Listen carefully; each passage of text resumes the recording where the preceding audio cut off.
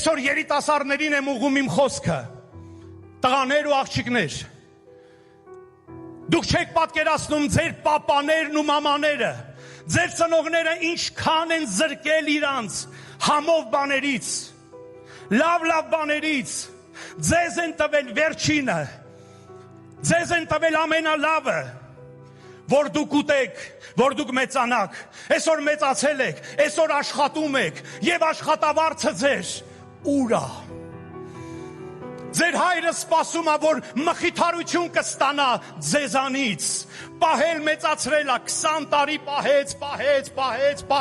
20 տարի հետո նայում է, որ մխիթարվի, իսկ երեխեն արդեն սկսել է փող աշխատելը, էս էլ ինձ, թանգանոց iPhone-ներ, թանգանոց զգեստներ, թանգանոց մեքենաներ, այդ լավ է, բայց երբ պետք է մխիթարես քո ծնողին,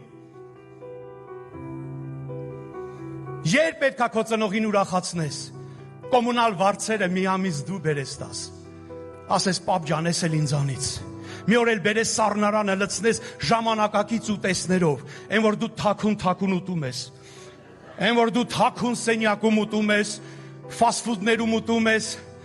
հերետս գիտի տեղյակ չի դա ինչ է ու անունը ինչ է, բեր մի օր նստացրա, ասա կերեք, ժամանակին, սոված մնացիք, որ ինձ մարդ շինեք,